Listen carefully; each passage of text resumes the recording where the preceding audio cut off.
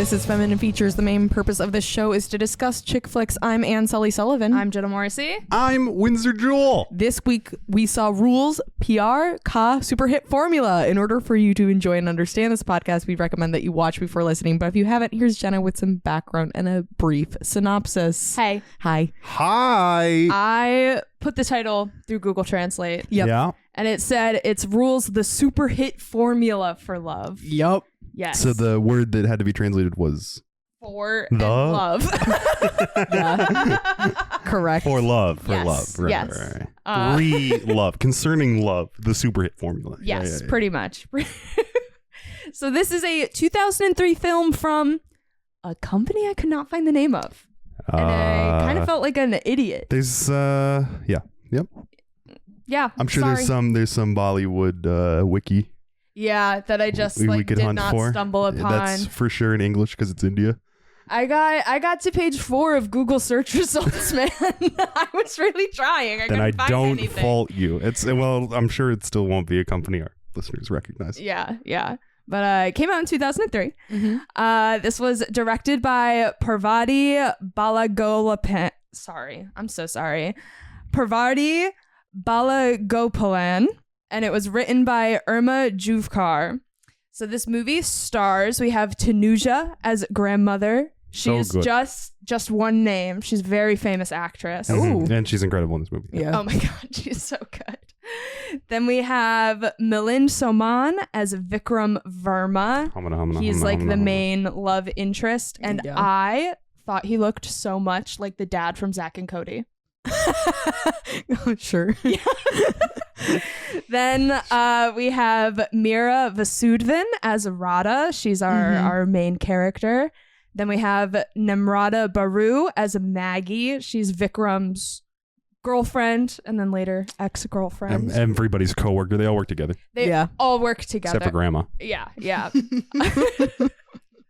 But she knows what's going She on. knows, and she's pretty tight with a surprising amount of the team. In. She speaks with shocking amount of the people working on these photo shoots. Yes.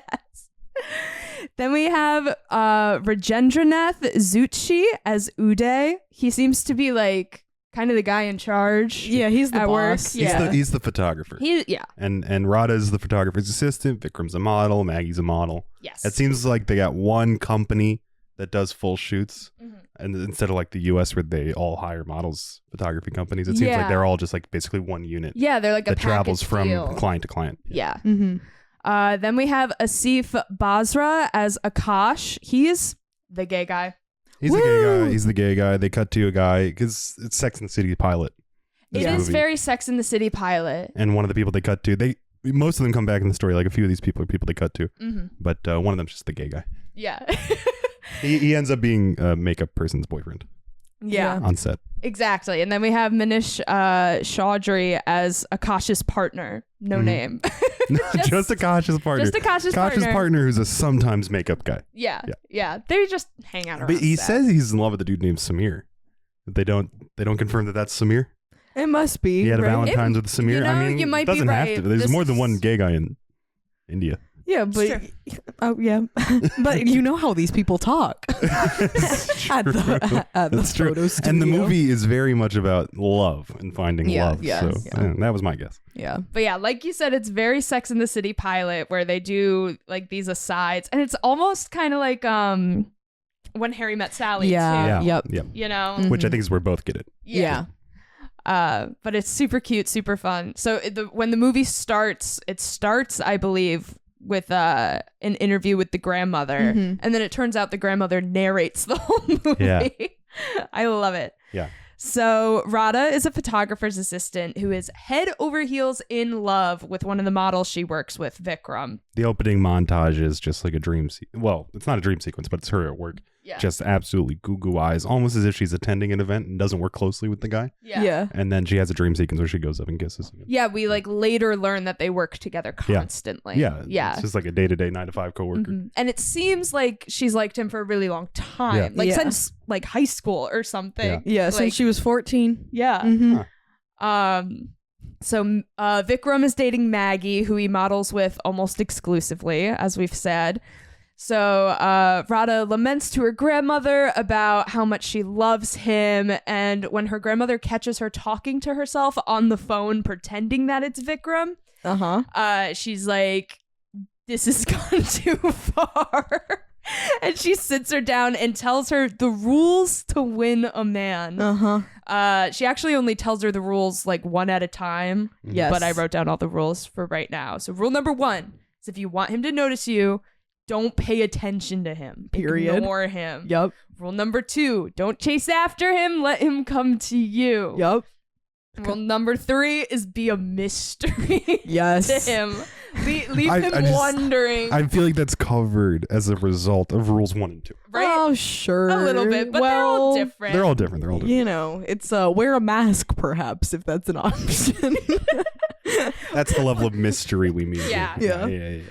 Rule number 4 is never let him realize he has the ability to hurt you emotionally. Okay. So never. Don't cry. Don't cry or open up in any way. Yep. And then rule number 5 is praise him for everything. And if you do that, he will be comfortable enough to say, I love you. Yes. So, which is the end goal. And which is the end goal. Yeah. I hope we're all taking notes. Yes. So apparently they've worked together for ages, but Vikram has never noticed her despite her being so in love with her. Not know her name. Yeah. He does not know her name. Have they been working together for ages, or is he like just recently signed? Because it Maybe seems he's like recently signed. I was kind of getting the impression that she is working with him for the first time. That would make sense. You know, maybe you're right. So Vikram asks her name once she starts ignoring him, and then he starts to hang out with her when she stops chasing after him. Like they take a cab together or something, and then at a coworker's party they end up hanging out and they fall into the pool off of the diving board. Classic. And they're photographed at this party together, and it gets put in the paper, which upsets Maggie. And Maggie is further upset when Vikram won't talk to her through Mickey Mouse. Mickey Mouse puppet. He won't say he loves her. He won't say he loves her, but they also say it's their second Valentine's Day together. And I'm like, you guys have been together 2 years and you haven't said I love you. I think he's like wanting to break up with her, and has like stopped telling her that she loves her, that he loves her, and she's like, I gotta get him to say it again. Right. Yeah. And keep the ship afloat. Yeah. And she's in therapy, and she's like, the only way to do this is through puppets. Yes. How do you engage with a man? See, she's going it all the wrong way. She's like, whoever's giving her advice is like engage with the man emotionally. Not the no. case. Incorrect. Be a mystery. She doesn't have Don't let him know that you have in her ear. emotions. Yeah. No. She's doing it all wrong. So they eventually break up, and Vikram and Radha fall in love in kind of a like montage, but also like music video singing sequence. And then eventually Radha comes to feel like she doesn't really love Vikram because she feels like she like tricked him into it by doing these rules. Yeah, of course. I found that plot point to be so not compelling. And this like last half hour of conflict, that to me it just felt like it hit her that all this worked, and she's like, oh, he's stupid.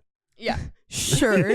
Like she just like lost respect for him because it all went right. Yeah. That's how I read it emotionally, but that is not what actually happens. Yeah. I mean, I found it compelling. We'll get into it when we talk about what this meant to me. Sure. So so she like breaks up with him then, right? But they still work together, and the work group has an outdoor shoot, and they pick up Radha from her house on the bus where they're like they're like passing around a bottle and playing games. I like the term outdoor shoot because they so clearly don't just shoot in the city they're in, because outdoor to them means a long travel trip. Yeah. Because everything else you would do in studio. Yeah. It's 2003-40. It's a different time. Now everything's an urban shoot, post 90s fashion. So Radha gets on the bus, and Vikram arrives at her house right after, And when he goes inside, he sees that the old woman who gave him advice at the park earlier is actually Radha's grandmother. And then he sees how many photos she has of him, and he's like, wow, she really does love me. Her room is covered in photos of me. Totally. So he chases after her on the bus, and then at the work event, she's like helping to set up the shot, and there's a hot air balloon, and someone like trips over the rope, and the hot air balloon takes off, and they're like, oh my god, we're gonna lose her in the hot air balloon. So Vikram runs up and he like grabs the rope, and he Mission gym class Impossible. climbs the rope, and He they're jumps up in the hot over air a balloon. cliff. Yeah. Hoping to grab He onto the jumps rope. onto a cliff, grabs onto the rope. If he misses it, dead. Dead. Mission Impossible jumps 20 feet in the air. Yeah. Yeah. And in the movie with no other action sequences. Absolutely cinema. It was gorgeous. In the last 15 minutes of the movie? This is like 10 the minutes. end. Yeah. The end of the movie? Yeah. 3 minutes left. Yeah. Yeah. Yeah, and so he climbs up the rope and he gets in the basket of the hot air balloon, and they're both like, I love you. And then it cuts, and then we hear grandmother being like, and then when they got down, they got married. And Immediately. then immediately. And she says, like, hopefully Radha will turn to me for the rules of keeping a marriage alive. Aww. And that's the movie. Yeah. Rules to Electric Boogaloo. So Totally. fun. Yeah. Okay. Well, I hope I get these quotes right because we were illegally streaming this movie. It is not available to stream in the U.S. It's not. It is not. It's not on Netflix. It's not on Tubi. It's not on Peepoo. It's not on Fuko. Not on Howdy. It's not on Howdy. You can only buy the DVD from Amazon, and so We should just lie and say we did that. Well, what I'm saying is because And then everyone will be like, and you didn't watch the bonus features? That's true. Our fans are like that. yeah. Well, I'm just giving this caveat because The captions weren't. the captions Amazing. weren't amazing, The captions weren't and amazing. so I hope I understood what this movie was about. Mhm.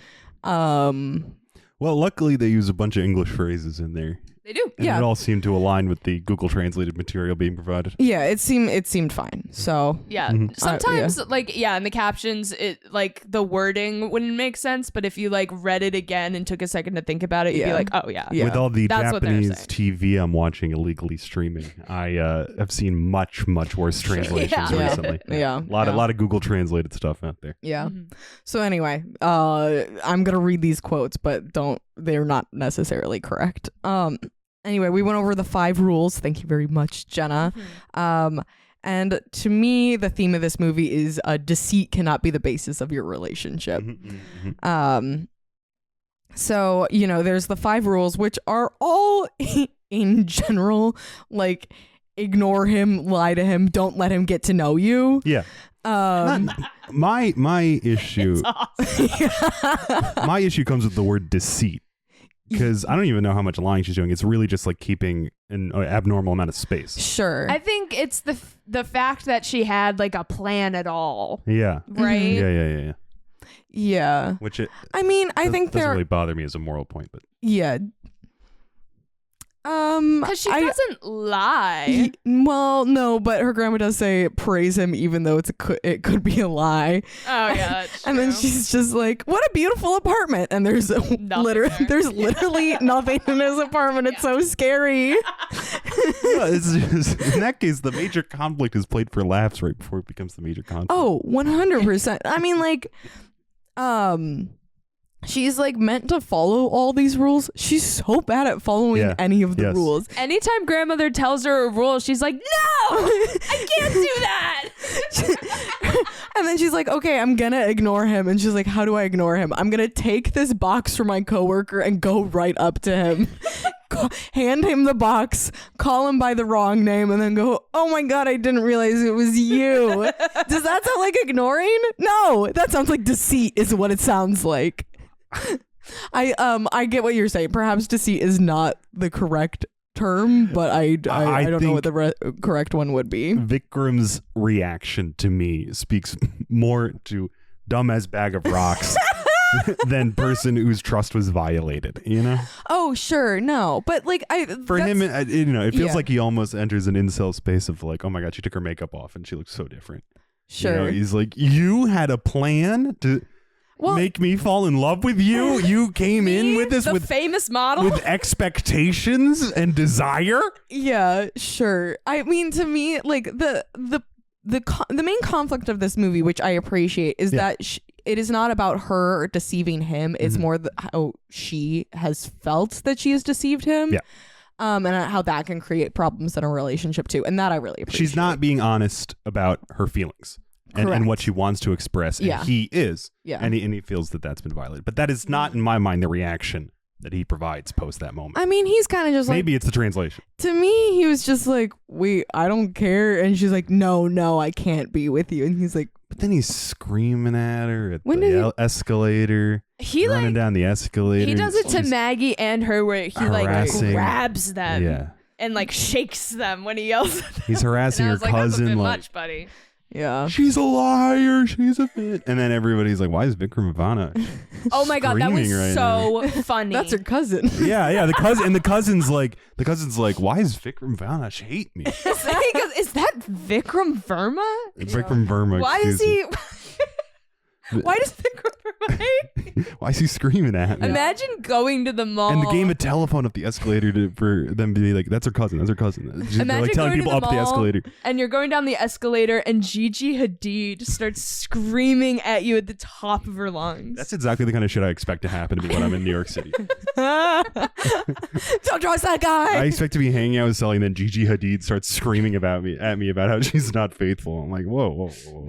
Why does Gigi Hadid hate me right now? I'm like, don't worry about it. I don't know. Yeah. Okay. So dishonesty, do we prefer that instead of deceit? To me, it's just more of a lack of her openness, and I just feel like I understand the conflict as it exists. It doesn't resolve in a way that seems human or relatable to me. Sure. With specifically the Vikram character, she seems almost more palpable. Or it's like she's not in the relationship she actually wants to be in. Yeah. Although being in the physical space that she wants to be in. Yeah. You know? Yeah. Sure. Totally. That tracks more to me than his response. Yeah. Yeah. Yeah, but I think like this theme of deceit or dishonesty is kind of present through there's that secondary character who's cheating on his wife. Yeah. Uday. Yeah. Oh, Uday? I believe that's Uday. Okay. No, it's Ramesh. Oh, no, you're right. It is Ramesh. Uday is dating the rich hot girl. Yes. Yeah, that's right. Yes. That's right. Yes. Yeah. Yeah. What is she doing with him? I think he's hot. He's kind of got a Hector Elizondo vibe. he's kind of hot. He's also a little shit though. He's always causing pranks. Well, not to give away pranks. what my type is. Always doing pranks. He's always doing epic pranks. Little shit's always doing pranks with a good eye for cameras. Hit me up.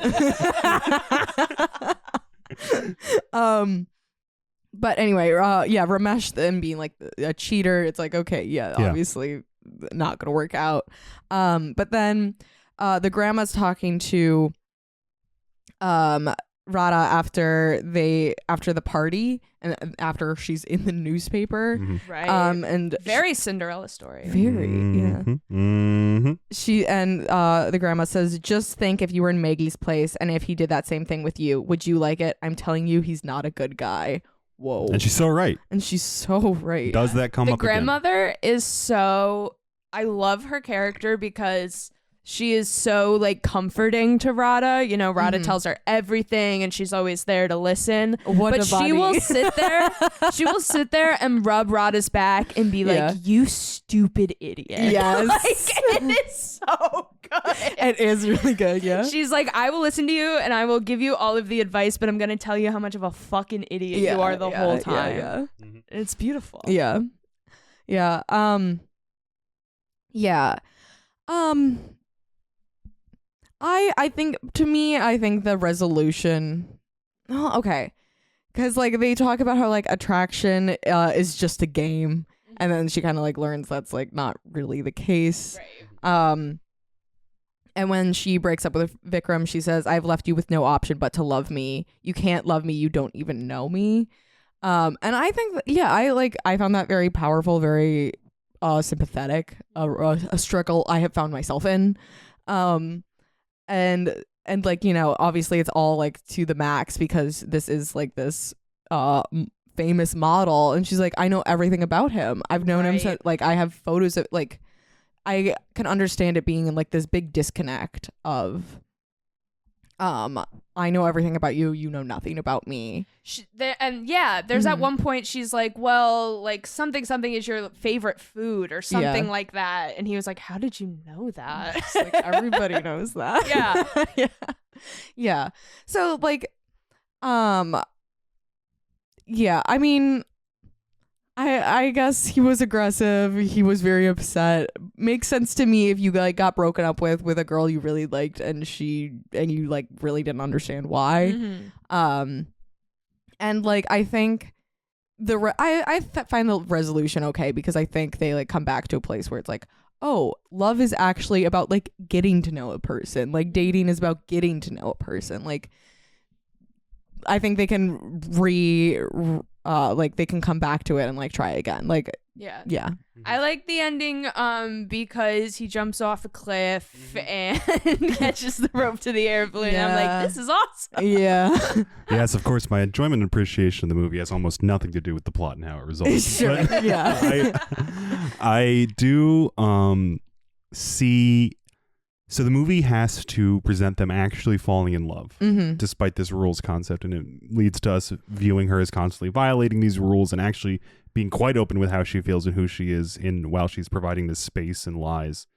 You know, maybe she's not providing, you know, describing the totality of her desire, but she is expressing who she is in these moments. Sure. Because they have to be falling in love for the end of the movie to work. Yeah. And that's why it feels quite shoehorned in as a conflict, like the overarching, the superstructure of what is supposedly happening versus the reality of what we've been watching. Yeah. The conflict is about that superstructure and that setup as opposed to what we've actually been watching scene to scene. So it's just like, guys, just share your feelings. Have like a 20-minute conversation. Yeah. But like I can understand how she would feel very self-conscious about this idea that she tricked this guy into like 100%. And I think you're absolutely correct. Yeah. And everything you said is correct. But why I'm just trying to justify why it feels a little bit disconnected to me. Sure. Yeah. You know? Yeah. And why it's a little bit of a yada yada sitcom-y moment, despite actually having the build up throughout the film and making sense as an emotional arc. Yeah.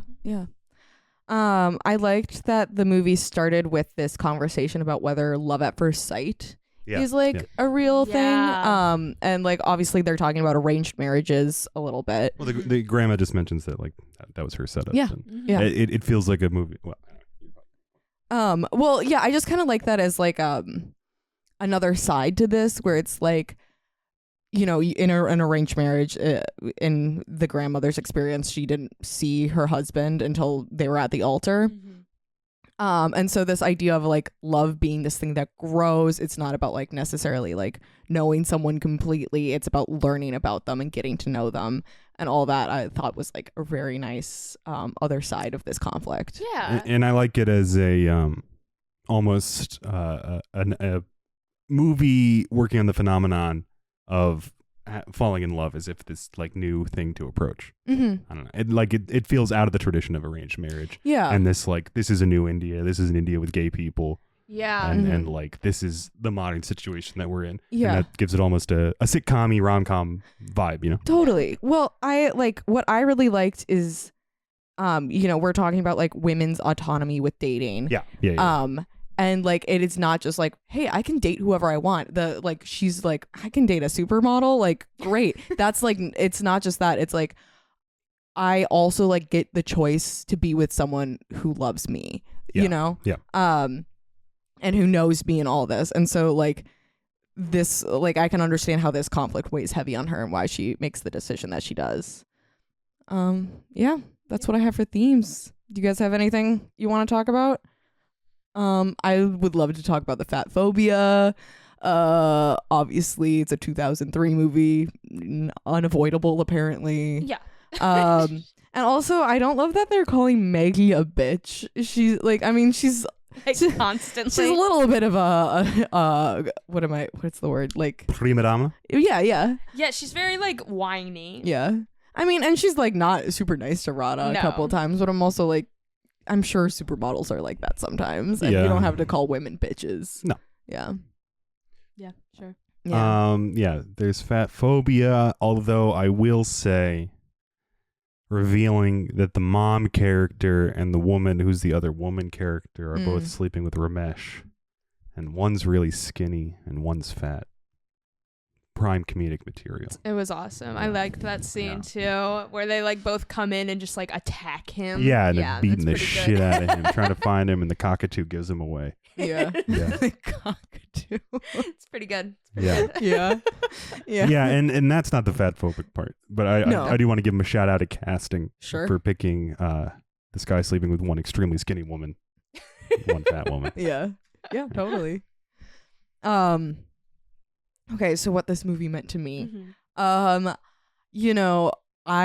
a fun concept where it's like your celebrity crush is now your boyfriend. It's awesome. It's awesome. Very reading a book at the One Direction concert. But like, I don't know. I think it's like really interesting to think about how like celebrity has been more democratized now, and it's like, yeah, sometimes you can just sort of end up with I live with a supermodel. That's actually true. He's gay and not my type. but yeah, it's like, like actually real people do run into celebrities like more and more now, and it is like Jenna's a celebrity. I Jenna do live with a celebrity. True. That's so true. And it's so weird to know more about her than she knows about me. It's so weird. So I talk about myself so much on my on your extremely YouTube channel, niche TikTok page. But yeah, I mean, like, I just, to me, just sort of an interesting concept there. And I watched this movie right before I went to a concert, not the concert I went to last night, a different concert. You're so fucking cool. I'm Sully. You're fucking so cool. And I'm at this concert, and I'll just shout them out because it was a good band, and you guys check them out. Deadbeat Girl. I actually didn't know that they were gonna be opening because there were two openers, and I didn't realize that Deadbeat Girl was one of them. And so they come on stage. Deadbeat Girls is in a leather jacket, sunglasses. There's like 20 people in the crowd because it's it's the first opener. Yeah. And they keep looking over at me, and they got sunglasses on. So I'm like, they're totally making eye contact with me. Yes. So yeah, I could very much relate to this film. That is so much fun. Can I a similar story Yes, go I ahead. have? I was third row at a Big Time Rush concert, and the opener was Dixie D'Amelio. And like no one in the crowd was like really vibing with her, but I was sitting there and I was like, oh, she sounds pretty good. So I was like bopping my head along, and she kept like looking over at me and like pointing at me and being like, yes. I was like, I don't know a single word to any of these songs. Like, yeah. I'm here to support you, Dixie. Hell yeah. Hell yeah. That's all she needed. Well, yeah. I mean, I don't know. It's like it's just fun. Yeah. I can't remember the words to any song at any concert, so my only move is to vibe. Yeah. Yeah. I just don't remember. No, see, lyrics. I love to scream sing at concerts. I know, and He goes, I know. Many of the bands I listen to, this is a common part of their performance. Yeah. Or even I go see rappers. And I always feel like I'm the weird kid, even though I know all the songs. I'm just like, ba-bum, ba-doop, ba-doop, I don't know the words. I'm like, oh my, Hell this yeah, band, hell yeah. I stood right against the stage at one of their shows, and people kept climbing up on the stage to jump off, and I kept getting kicked in the face. Damn! And the lead singer kept asking me if I was okay, and I was like, this is the best day of my life. Oh my gosh. You're like, I'm a mystery to that man. He like left the band, and they have a new frontman now. I don't know what's going on there. But Damn, you're gonna have to get kicked in the fun face. times, love concerts. Yes. Love concerts. Yeah. So something that I do, and I started doing this when I was a kid, is when I'd get mad, I'd flip someone off behind their back. Totally. Love seeing you do that at work, by the way. Oh, you see that? I've seen you do it for years. More often in college than the professional workplace. Oh, I'm doing that at work. But I do like this cat claws thing that she's doing. Yeah. I'm like, that's fun. Oh yeah, with the sound effect. Plays the sound effect. Yeah, it's pretty good. I'm like, oh, I could do that instead. And then it's like appropriately childish instead of me flipping off my coworkers. Yeah. So awesome. It's so awesome. Yeah. It's like you're a Dennis the Menace type. You're like you've just been grounded. You're like, frick off. literally. It's like, what? It was my ring finger. When I'm really mad and I do both. Yeah. Totally. So, I've also been in a conflict. When I was dating my ex-boyfriend, I remember like, oh God, maybe like 6 months into dating him, I was like, how can you possibly love me? You do not even know me. And I'm like, you don't know anything about me. And maybe that's just what it's like to date a dumb guy, but this movie seemed to get it. You literally doesn't know anything about you. Yeah. I was like, the human being is of course unknowable. Oh yeah, and we're all alone. You know? That's what stresses me out the most in relationships. Is I'm just like, I want to know everything and I cannot. Yeah. How? Yeah. How?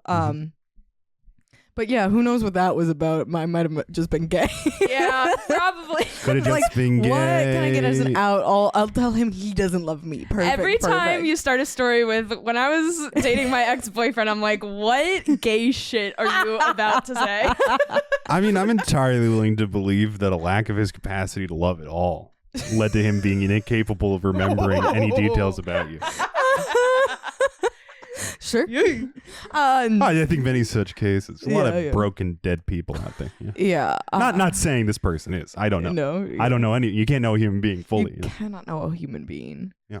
But also, the way he would treat me and sort of look at me was like very manic pixie dream girl. Like, I have found you, and I was just like, I'm not that girl. To be fair, he looked at me that way sometimes too. I'm not. It's just kind of that those eyes. If we're being honest, Winsor, I look at you like that too. I know. You see me as a sex object. I do. You're always talking about him like he's a piece of meat. No. I just my life is so much better with you in it because you're different. You haven't seen the world since you've seen it through Windsor's eyes. Yeah. Yeah, exactly. He's a shell of a person. Oh, that's everything I have. The first thing I noticed about this movie is that, well, also when she does the rules, it pops up on screen like a title card. Rule number 1, and the rule is in the Bratz font. Yes. Yeah. Yes. Yeah. Yes. In the Bratz font. It's Yes. a couple years before the live action movie came out. Just love to see it. Loved the grandma narrating. Thought that was super cute, super fun. When she says the rule, there's a big reverb. Yes. She's like bob bob bob bob. Yeah. I don't speak Hindi. I would assume. Yeah, I think it is. But it's there's this huge reverb and it's very intense. She's staring at the camera and the camera starts moving. And every single rule scene, one's on a swing and you only see the background moving because the camera's on the swing, that was deadlocked so cool. onto them. And then, there's one that does like a full wrap around. And the first one is Dutch angle to Dutch angle to Dutch angle, which you only ever see in India. And I think is a genius camera move. Yeah. Yeah. Lots of fun camera work. Oh in my this. God. Yeah. I absolutely loved Radha's hair in this movie. Yeah. Because she's got big curly hair, and I was like, it looks very similar to my curl pattern, so that's why I put my hair in braids tight, because she has her hair in braids in the movie all the time, and I was like, I want to do that. And imagine living in the humidity of India. I know. So it's just so strong. Like, anytime I watch a movie and someone has hair that looks vaguely like mine, I'm like, how are they styling that? I'm like, what are they doing there? How did they part it today? Maybe I can try that. So I just love to see it. Yeah. And I am bisexual. I am attracted to both men and women. However, I did know that I was attracted to men first. And I have been boy crazy from a very, very young age. Like kindergarten. Probably before. I had a boyfriend in preschool. Oh my God. And there's photos of me kissing him. Aww. His name is Patrick. Shout out Patrick. Go off. No clue what his last name is or where he is now. That's hilarious. But yeah, I've been boy crazy my whole life, so I really do relate to Rada in this movie, where she just like her room is covered in posters of him. I'm like, I get it, girl. And she's an adult woman. And she's an adult woman. And that's her coworker. Coworker. I mean, I don't think I'd do that. I got pictures of my coworker in my apartment. I'll tell you that much. It's Winsor. And yeah, Nothing weird. So do I. Where am I? Where am I? You're up there. You're flipped around. Up, You're gotta up. be on one of these. Oh yeah, there you are. So yeah, I, luckily moved in and started sharing a room with my boyfriend at the age of 22. So I did scale back my my like poster collection a little bit. Yeah. I don't have posters of men just hanging in my room anymore. And that's a shame. That's why the shirtless poster of me is out here. It's Yeah. But so the whole opening sequence where she like runs up on stage and just screams his name, I was like, that's so me. So yeah, I love this movie. I loved how like just ridiculous it was at points. It was so cute and fun. I love it. And I love Rada. I see myself in her. Yes. Yes. I see a little bit of Emmy Rossum. Oh yeah, in, that too. Rada. She looks a lot like Emmy Rossum from Shameless. Oh, sure. Okay. I think her eyes and like the side profile, whenever she was turned to the side, I was like, Emmy Rossum. There was a couple angles. Yeah, I was, some people are just kind of like dead inside and capable of loving to the level that a Rada or a Jenna Morrissey are capable of. And so that didn't necessarily relate to me, but I am a big fan of grandmothers. And there's a great one in this movie. Yes. I really enjoyed the narrating elements. I really enjoyed the Sex and the City pilot and first season. They do these 2-camera interviews, famously not maintained on the show, not a really successful move. And in this movie, I think it's quite good because they have the interviewers come back into the story. Yeah. Later, it creates this ensemble cast. They're motivated, they're on topic, and they all have their own little arcs. Her grandpa is one of them. And they don't reveal the grandpa until halfway through the movie where he drops a newspaper. He only has a newspaper in front of his face until the middle point of the movie where he drops it and there's a revealed big noise. Musical sting. Yeah, it's awesome. And the gay guy, huge fan. As a bisexual man, I enjoyed the 2003 gay arc, and then this messy queen just getting drunk, going to his boyfriend's house, and this whole family there. Picking up a goldfish, pouring it back out. What? Picking up a goldfish, starting to cry, pouring the goldfish out, and then walking in the street to his boyfriend's parents' house. Yep. Drunk. Or he comes in crying, and his boyfriend just makes out with him. His sister turns the lights on. It's so funny because it goes, his mom mortified, his dad, his sister laughing her ass off, and then the gay guy. And they turn the lights on as they leave. Right, because his arc is about he doesn't want to have to love in the dark. He wants to be out in the open, and so they turn the lights on. They're like, here we are, loving in the light, which is a beautiful message, and very much like the first movie about gay stuff is the first one to be like, and that's it, gay people are equal. And that's how the movie ends on. Yeah. Which is like, I can't imagine how it went in India because it's certainly not how it went here. But I liked it as a movie plot point. Totally. And he's like flirting with there's a DJ who ends up dating one of their coworkers as well. And he's like this bisexual DJ he's hitting on. The girlfriend is like, tell your boyfriend to stop talking. It's the other way around. The boyfriend is like, tells the girl, tell your boyfriend to stop talking to me. That's my funny. Man. I thought she got mad. Yeah. He's not. And she goes, he's straight. And he goes, are you sure? And she looks over and she's like, hey. Hey, stop. Bisexual DJ. And I liked those hot, crazy kids. Yeah. And so I really enjoyed the movie almost relaxing its way into an ensemble cast while staying so much about Rada. Yeah. And it's the way the Sex and the City pilot doesn't work. Mm-hmm. Yeah, and a lot of these examples don't work. It's not how When Harry Met Sally did it, which is its own very stagnated system of seeing interviews, and then just that beautiful one at the end. Yeah. And Sex and the City is kind of in this mid ground between where Rules and When Harry Met Sally is, that just feels unsatisfying. Mm-hmm. And so I really enjoyed seeing that done well in this movie.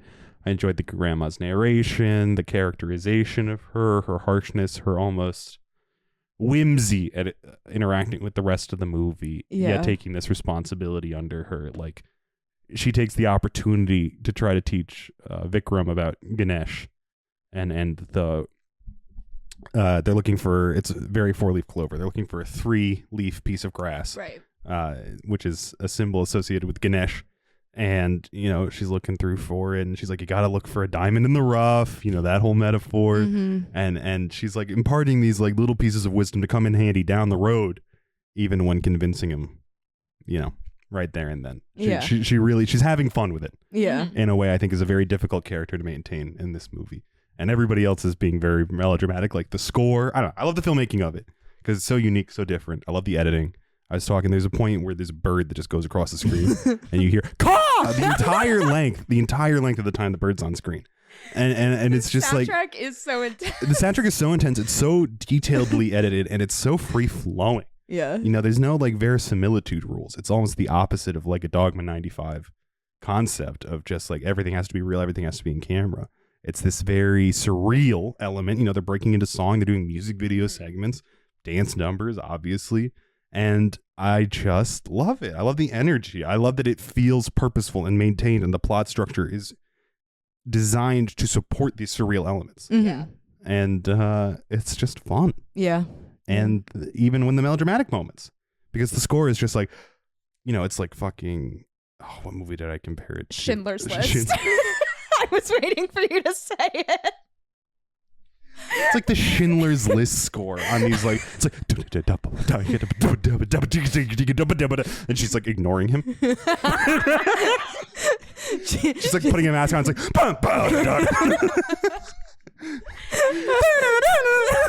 Schindler's List, one of our most requested movies by literally just true. our friends. Yeah, we're not doing it. No, not a chick flick, I don't think. I don't think. That one's for everybody, and everybody should watch it. But that score in this movie is working overtime. It's working overtime, and I love it. Why must melodrama only be in the eyes of the actor? Let's let the rest of the movie help out. Yes. So true. And it feels in a way that many Bollywood movies feel that isn't necessarily shared amongst all international filmmaking. It feels untethered to structures and rules that have been established in Hollywood. Yeah. And I find it so, because I feel like there are a lot of reins we put on ourselves, or that filmmakers put on themselves, artists at all, that they don't even think about.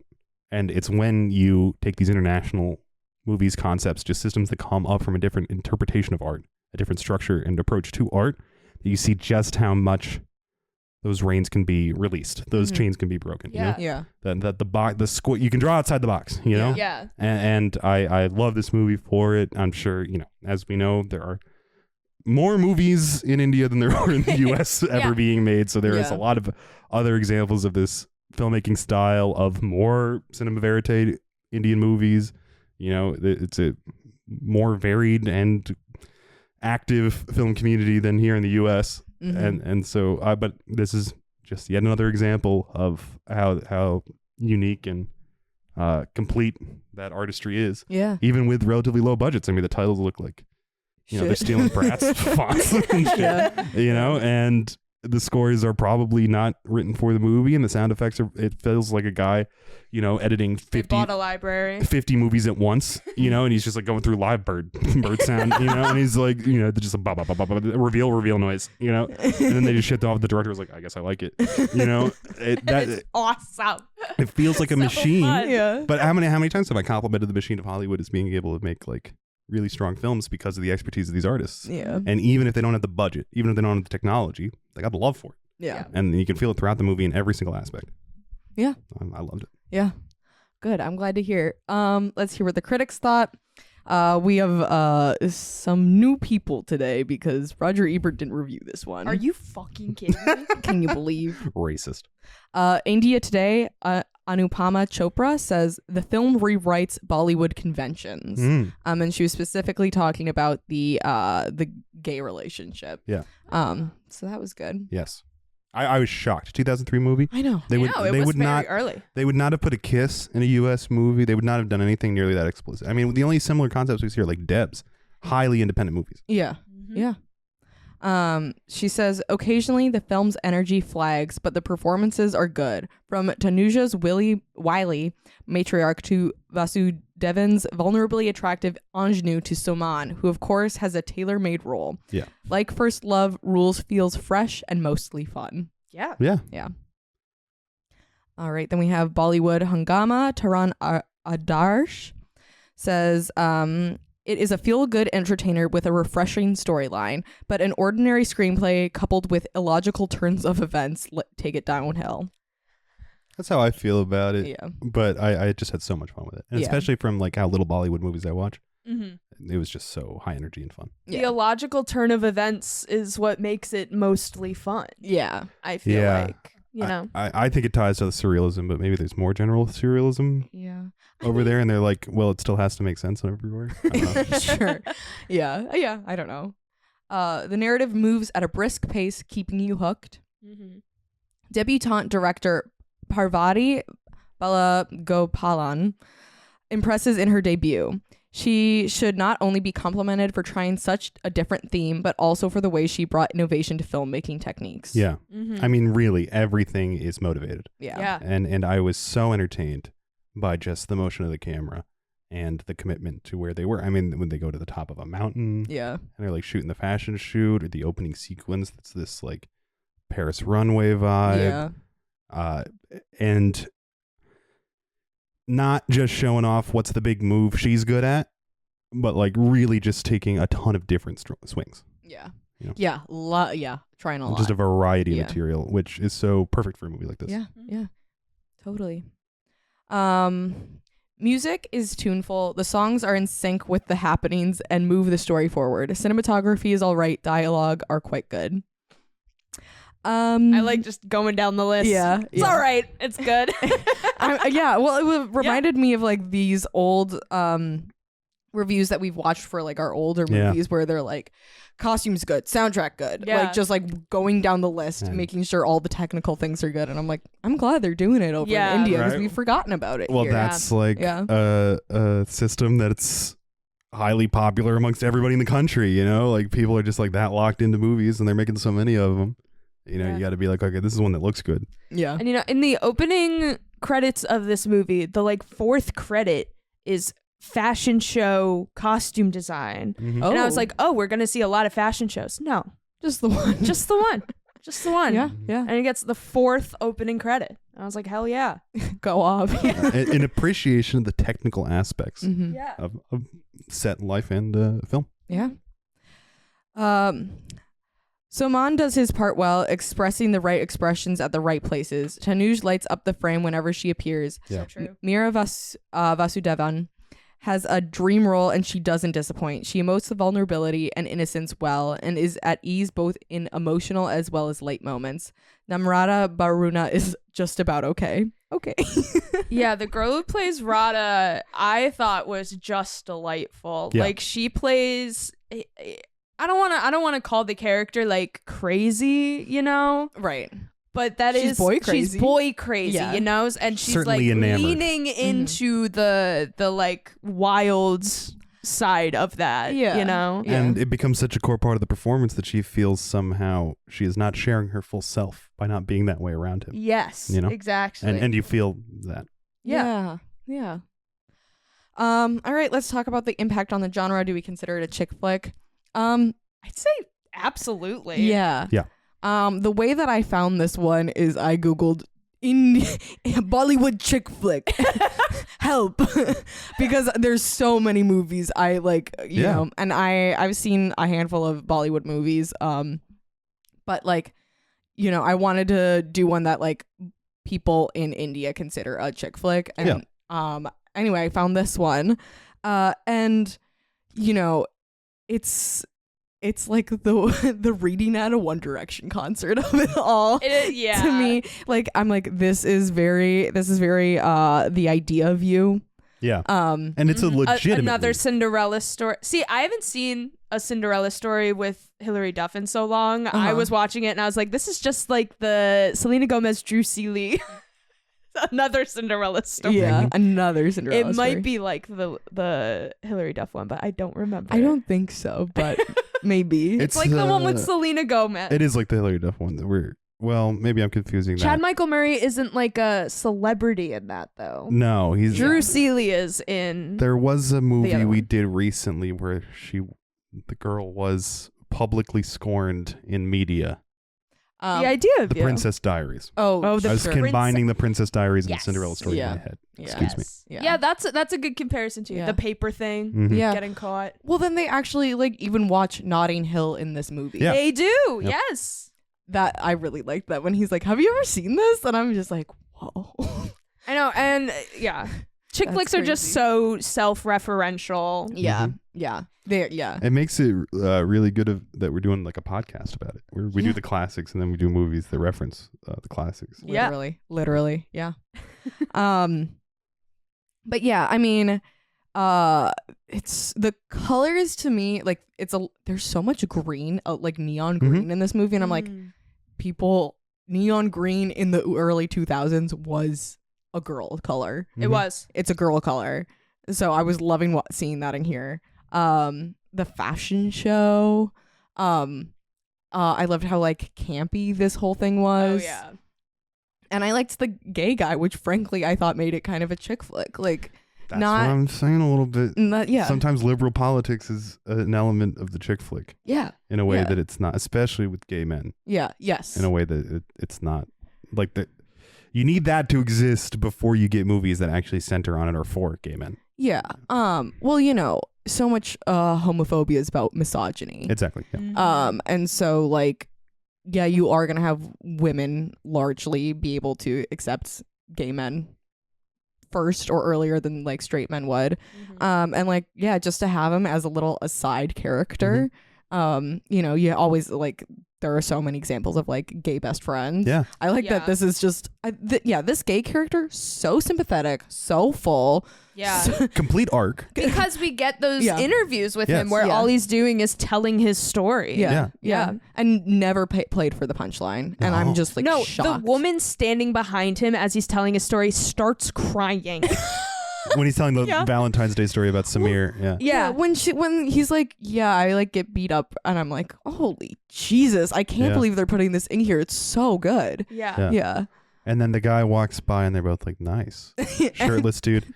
Just like a flat body. Like not ripped at Yeah. all. Like they did not have one ripped guy on set. That's Yeah. awesome. Yeah. That's awesome.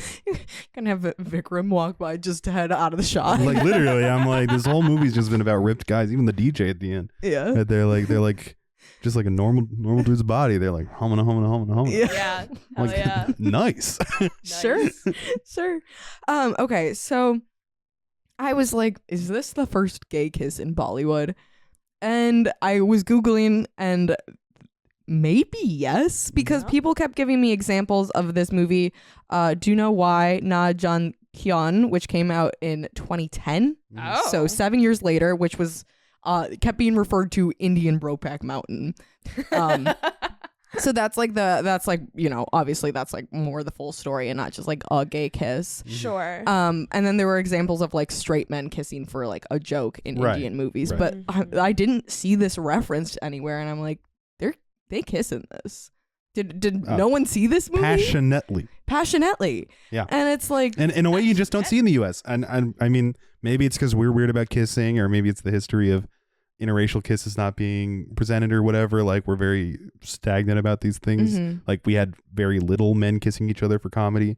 Like the actual kiss. mhm. It's more like the implication of gayness. Yeah. But yeah, maybe they were just, it wasn't front page news there or Yeah. whatever, but I was shocked. Yeah. Maybe it's just how the media I grew up with, you know? Yeah. That's wild. But yeah, all of that, I was like, I was just so touched to see like the things that I see as like hallmarks of like early 2000s chick flicks being like shown in like across the world, and I'm like, we're all the same, aren't we? Yeah. Yeah. Yes. Yes. We are. That's why you should watch international movies. Yes. Totally. Everybody's basically the fucking same Yeah. everywhere. We're all boy crazy. We're all boy crazy. Amen, Yes. sister. We all love celebrities. Yeah. Yeah, I when we've talked about Bollywood movies before, we've talked about how like musical they are. This was like kind of bizarre because it's like almost not like like it's really like, okay, this is a Bollywood movie, we have to have musical numbers, but like they're not these big things that they normally are, big productions that they normally are. And also I was like, is this kind of, well, sometimes you'd be like, oh, and this is the soundtrack, and then they're cut and they're like, oh, a character is singing this song. Yes. At one point I was like, is this like a lip sync montage? And then I was like, no, the characters are clearly singing this. At one point, Vikram is singing a song, shown to be singing the song, and then like is singing a song in the background, and then shown to be singing the song in almost a music video one shot. Yeah. And then starts singing to Radha later in the song as the song is continuing, as if he has just begun singing the song. Yeah. And I was like, damn, it's crazy how easy this is to follow with the visual language, because it's nuts. Yes. Yes.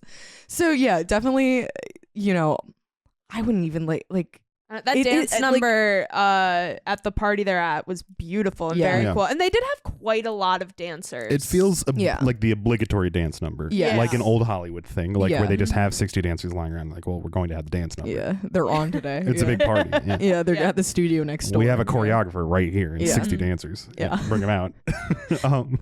And but it to me it seemed like the Vikram actor is a singer. Mm-hmm. And they put in multiple songs to highlight that. Yeah. Yeah, but like I almost wouldn't call it a musical. No. Yeah. No, I would not. Yeah. I would compare it to the movie we're doing next week, Tall Girl, which has one song because the actors are singers. Yeah. You know, it's that kind of thing where sure. like we are showing off that we have multiple talents amongst our cast. Yeah. Milind Soman does not seem to be a singer. Oh. It says he's an Indian actor, model, film producer, and fitness enthusiast.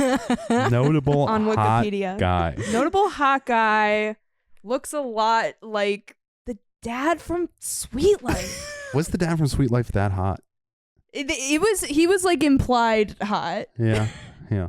And how about, okay, speaking of Sweet Life, also, Sweet Life on Deck, there's like this whole arc where Cody has a 6-month plan to get Bailey to be his girlfriend. Very similar to this. Yeah. Yeah, and was not frowned upon at all. Well, it kind of was. Everyone's like, you're a fucking freak, bro. And then it doesn't really work, and she breaks up with him. Oh. At the top of the Eiffel Tower. You guys remember this? I do remember this. You And guys remember this? that was kind of the arc I was anticipating in this film. And so when they just get together and actually really like each other, I was like, oh.